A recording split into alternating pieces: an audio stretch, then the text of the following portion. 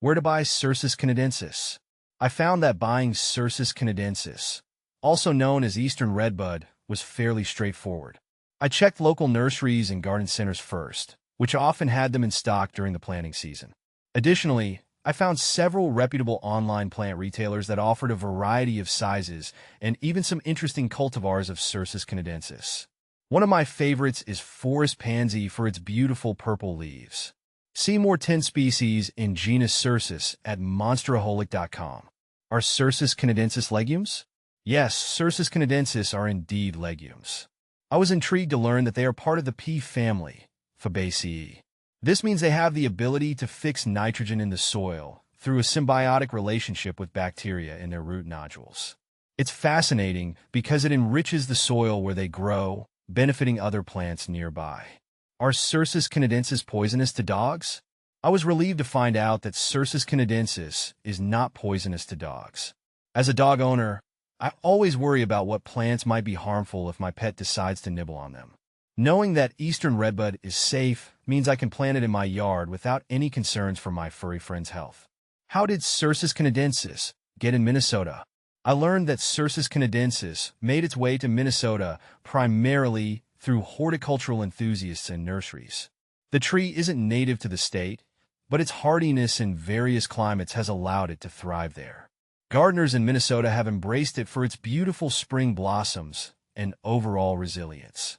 How do you pronounce Cercis canadensis? I pronounce Cercis canadensis as Cercis canadiensis.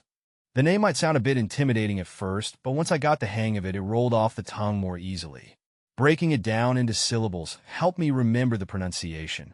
How to grow Cercis canadensis.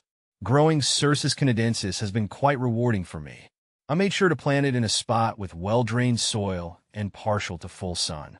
It's relatively low maintenance once established, but I kept it well-watered during the first couple of years to help it get established. Watching it burst into bloom each spring has been a highlight of my gardening experience.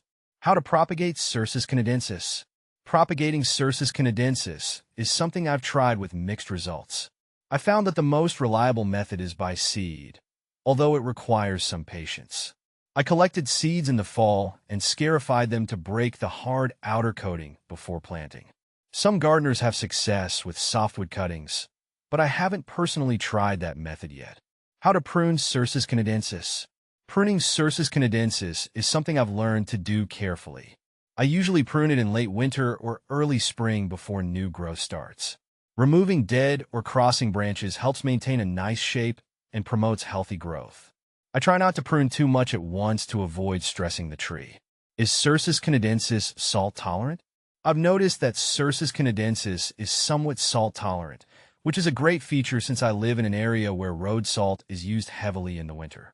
While they aren't the most salt-tolerant plants, they seem to handle occasional exposure without too much trouble. Is Cercis canadensis wind tolerant? From my experience, Cercis canadensis is fairly wind tolerant. I planted mine in a somewhat exposed area, and it has held up well against strong winds. The branches are flexible enough to sway without breaking, which is reassuring during stormy weather. Is Cercis canadensis a bean tree? Calling Cercis canadensis a bean tree is somewhat accurate because it belongs to the legume family, like beans. However, it's more commonly known as Eastern Redbud. The bean-like pods it produces in the fall are characteristic of its family, but they aren't typically harvested for consumption. Is Cercis canadensis a legume? Yes, Cercis canadensis is a legume, and this classification is quite fascinating to me. It connects them to a wide variety of plants that have similar characteristics, particularly their ability to enrich the soil with nitrogen, which is beneficial for the garden ecosystem. Is there a blue Cercis canadensis? I haven't come across a blue Cercis canadensis. Most of the varieties I've seen have flowers ranging from rosy pink to deep magenta. If there's a blue variety out there, it would certainly be a unique addition to any garden. Is there a white Cercis canadensis? There are indeed white-flowered varieties of Cercis canadensis. One of the most well-known is the cultivar alba. I saw it in a botanical garden once, and the pure white blossoms were stunning, providing a beautiful contrast to the typical pink and purple varieties. What color flowers are Cercis canadensis? The flowers of Cercis canadensis are usually a striking pink or magenta. I've planted a couple of these in my garden, and their vibrant spring blooms never fail to impress. The color is one of the main reasons they're such a popular ornamental tree. What soil does Cercis canadensis like? Cercis canadensis seems to prefer well-drained, loamy soil with a neutral to slightly acidic pH. I've had good results with adding organic matter to improve soil structure. It's important not to let them sit in waterlogged soil, as they don't handle that well. Proper soil preparation made a big difference in how well my trees thrived. Cercis canadensis versus Cercis occidentalis. From my experience, Cercis canadensis has a more vibrant, show-stopping display of pink flowers in the spring compared to the Cercis occidentalis, which I found to have a more understated and slightly less striking floral show. Cercis canadensis versus Cercis siliquastrum. I've noticed that Cercis canadensis boasts a richer, deeper pink color in its blooms compared to the Cercis siliquastrum, which tends to have a more pastel and delicate pink that doesn't pop as much in my garden.